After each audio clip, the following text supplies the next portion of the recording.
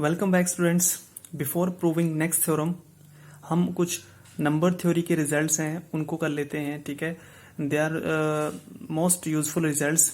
ठीक है, ये अगली आने वाली नेक्स्ट थ्योरम्स में काफ़ी हद तक यूज होंगे। सो रिजल्ट नंबर 1 है a non zero integer A is set to divide B. ठीक है, इसके लिए नोटेशन क्या है? A divides B. ठीक, if b can be expressed as a times m for some integer m। ठीक है, for some integer अगर हम b को एक्सप्रेस कर पा रहे हैं a times m, then we will say a divides m।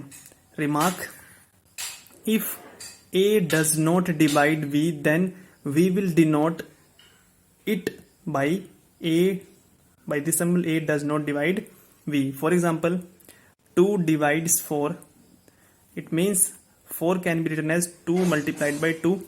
here a is 2। ठीक है, यहाँ पे a क्या है? 2 है। b is 4 and m is 2 and 2 is an integer, so 2 divides 4। similarly 5 divides 10, 10 is equal to 5 times 2।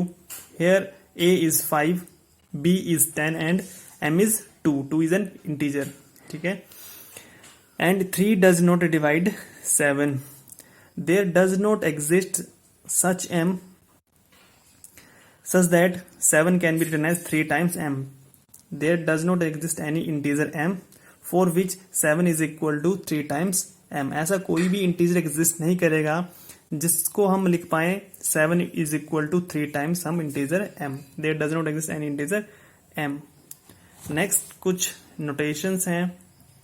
a divides b, number 1 statement. Second है a is a divisor of b। Third है a is a factor of b and fourth है b is a multiple of a। these all statements are equivalent। ये सारी की सारी statements क्या हैं? Equivalent है। अगर आप a divides b बोलो, या फिर आप a is a divisor of b बोलो, या फिर a is a factor of b, या फिर b is a multiple। जैसे इस केस में 2 divides 4 नंबर 1 हो गया। ठीक है, इसको हम ऐसे भी बोल सकते हैं, इसको हम ऐसे भी स्टेटमेंट्स को ऐसे ही प्रोनाउंशिएट कर सकते हैं। 2 इज डिवाइजर ऑफ 4। इसको हम ऐसे भी लिख सकते हैं 2 is a divisor of 4। Then again 2 is a factor of 4। 4 is a multiple of 2। So these all statements are equivalent. ठीक है, दीज ऑल स्टेटमेंट, सारी सारी स्टेटमेंट्स क्या है? इक्विवेलेंट है। नेक्स्ट है हमारे पास प्रॉपर्टीज।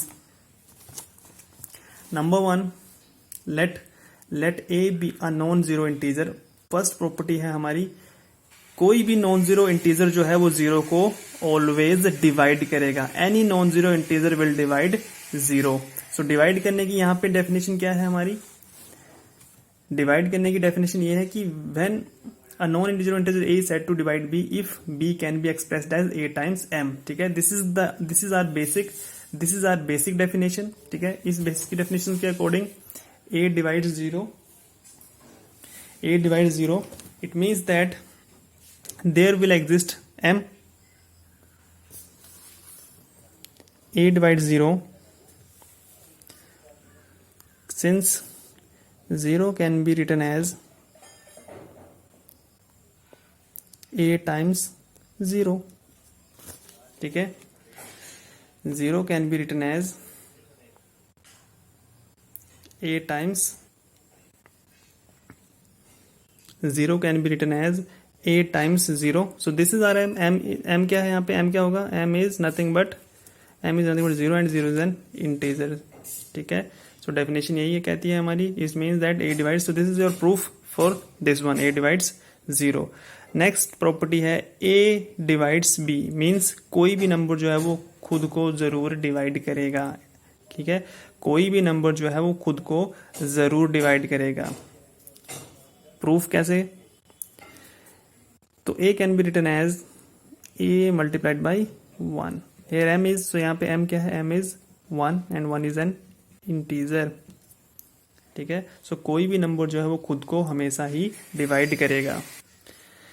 नेक्स्ट प्रॉपर्टी है हमारी, a divides b will implies A divides B C for all B and C belongs to integer, ठीक है।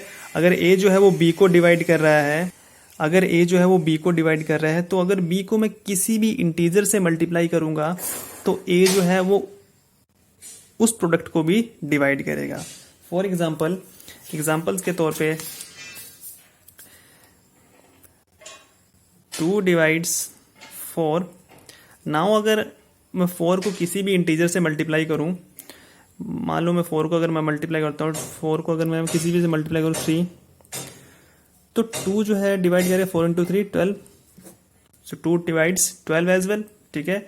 सो अगर A जो है वो B को डिवाइड कर रहा है और मैं B को किसी भी इंटीजर से मल्टीप्लाई करूं तो A जो है वो उन दोनों के प्रोडक्ट को भी, A जो है उन दोनों के प्रोडक्ट को भी डिवाइड करेगा। फॉर एग्जांपल, एक और एग्जांपल देख लो, 3 डिवाइड्स 12, ठीक है। So this is your A, this is your A is 3 and B is your 12। अगर मैं C को लूं यहाँ पे 2, then A divides BC and BC क्या हो जाएगा आपका 12 into 2, that is your 24 and A क्या है आपका यहाँ पे 3, it means that 3 divides 24 which is true because 24 can be written as 3 multiplied by 8 and 8 is an integer, ठीक है। फोर्थ प्रॉपर्टी है हमारी which is very very important property.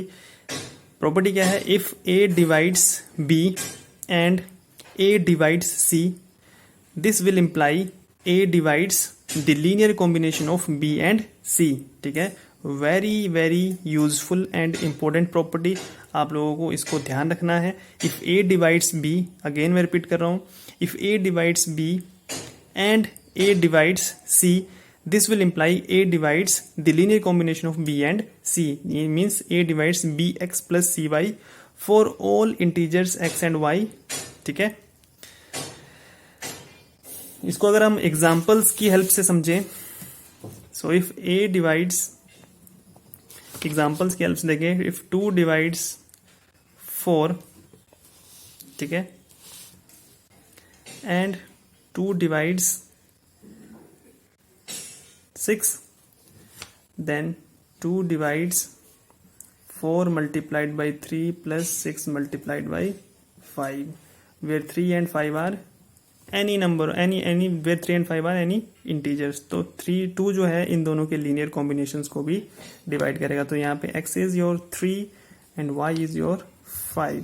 यहाँ पे कुछ भी हो सकता है, कोई भी इंटीजर, 0 1 3 4 7 6 कुछ भी ले सकते हो, ठीक है। हमारी फिफ्थ प्रॉपर्टी है, if A divides B, if A divides B and B divides C, then ये क्या इंप्लाई करेगा, A will divide C, लेकिन provided B should be, provided this B should be non-zero. If A divides B and B divides C, then A will divide C. आइए हम इसे example की help से समझते हैं। If A divides B, if A divides B, 2 divides 4 and 4 divides 8, this will implies, so according to this property 2 will divide 8, which is true, ठीक है, which is true। if A divides B and B divides C, then automatically A will divide C। if 2 divides 4 and 4 divides 8, then 2 will divide 8। this is again very useful property, this is again very useful, very useful। हमारी coming theorems में ये result prove होने वाला, ये result जो है वो use होने वाला है। और लास्ट प्रॉपर्टी है हमारी, if A divides B and B divides A, provided B should be non zero, this will imply A is equal two plus minus B। या तो दोनों नंबर्स जो हैं वो सेम होंगे, सेम नंबर होंगे विद सेम साइंस, दोनों के साइंस जो होंगे वो सेम होंगे, या फिर दोनों नंबर्स जो हैं वो सेम होंगे विद ऑपोजिट साइंस। जैसे कि फॉर एग्जांपल या तो 1 इज इक्वल टू 1 होगा या फिर 1 इज इक्वल टू, ठीक है, ये या तो दोनों नंबर सेम होंगे या तो एक दूसरे के ऑपोजिट साइंस होंगे, ठीक है।